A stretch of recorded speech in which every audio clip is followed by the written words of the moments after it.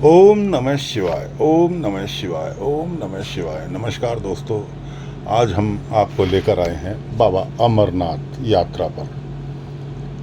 आरती का समय हो रहा है और हमें भी जल्दी है कि जल्द से जल्द आरती के समय तक बाबा के चरणों में पहुंच जाएं। इस बीच आपको सुनाते हैं बाबा अमरनाथ की अमर कथा कि अमरनाथ नाम क्यों पड़ा। सबसे पहले तो कुछ जानकारियां दे दें कि आज 11 तारीख है, 11 जुलाई। मौसम साफ़ है, लेकिन पिछले कुछ दिनों बरसात के कारण मौसम में बहुत भारी उठापटक होती रही है। बाबा अमरनाथ का ये पवित्र धाम, ये समझ लीजिए कि लगभग 12,700 फीट की ऊंचाई पर यहाँ प्राकृतिक रूप से बर्फ से बनने वाला शिवलिंग स्थापित होता है, जिसे करोड़ों लोग श्रद्धालु भगवान शिव का दिव्य स्वरूप मानते हैं। इस स्थान का संबंध भगवान शिव और माता पार्वती के अमृत का रहस्य सुनने से जुड़ा हुआ है। ये देख रहे हैं आप, टेंट लगा हुआ है। रात्रि विश्राम करके यहाँ से हम लोग आगे बढ़ रहे हैं। अब चलते हैं अमर कथा की ओर।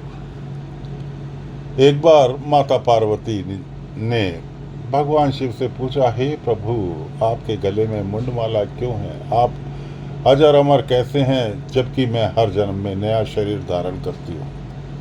भगवान शिव ने कहा कि यह एक अत्यंत गोपनीय रहस्य है, जिसे यदि कोई सुन ले तो वह भी अमर हो जाएगा। इसलिए उन्होंने ऐसा एकांत स्थान खोजना निश्चय किया जहाँ कोई भी जीवित प्राणी न हो। भगवान शिव माता पार्वती को लेकर हिमालय की ओर चले। मार्ग में उन्हें अपने साथ रहने वाले सभी साथियों और प्रतीकों को त्याग किया, ताकि कोई उनके पीछे न आ सके।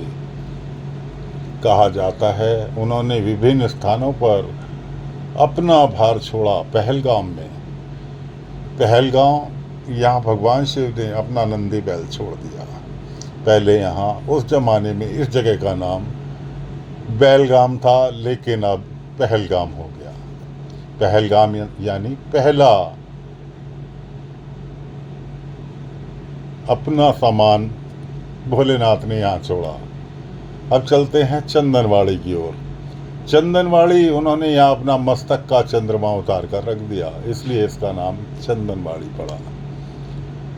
शेषनाग झील, यहाँ उन्होंने अपने गले की शेषनागों को छोड़ा, जो कि आज अनंतनाग के नाम से फेमस है। महागुस्टॉप, यहाँ उन्होंने पुत्र श्री गणेश को विराम दिया।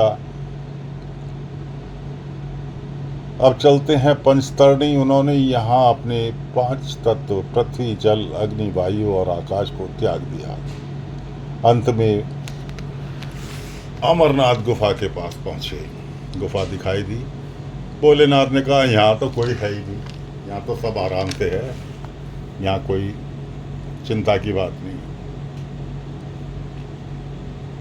गुफा में प्रवेश करने से पहले भोलेनाथ ने अपनी तीसरी आंख में अग्नि प्रवेश प्रकट कर चारों ओर मौजूद सभी जीव जंतुओं को भस्म कर दिया, ताकि कोई भी अमर कथा ना सुन सके। इसके बाद माता पार्वती को लेकर गुफा में बैठे और अमर कथा सुनानी प्रारंभ की।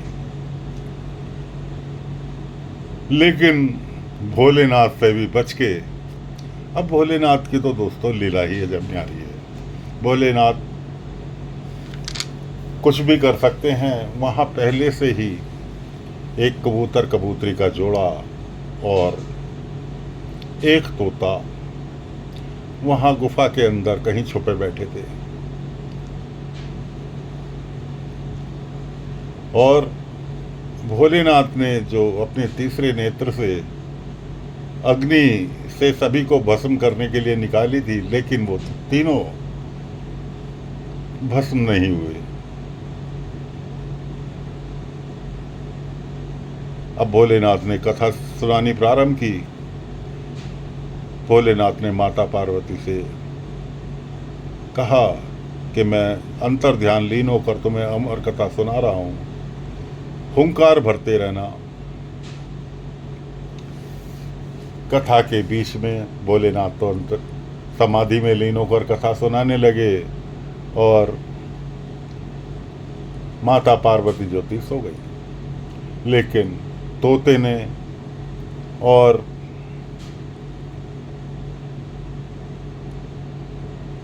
कबूतर कबूतरी के जोड़े ने अमर कथा पूरी सुन ली। कथा के पश्चात क्यों पॉल्यूशन बढ़ा हुआ है, गर्मी पड़ रही है, दिन के समय गर्मी पड़ रही है, धूप निकलती है तो भयंकर गर्मी हो जाती है, इसलिए शिवलिंग पिघल रहा है। और कुछ पब्लिक के आवागमन के कारण भी टेम्परेचर में फ़र्क पड़ता है, इसलिए शिवलिंग पिघल रहा है। लेकिन आस्था है, पता नहीं कहाँ कहाँ से कितनी कितनी लंबी यात्रा करके यहाँ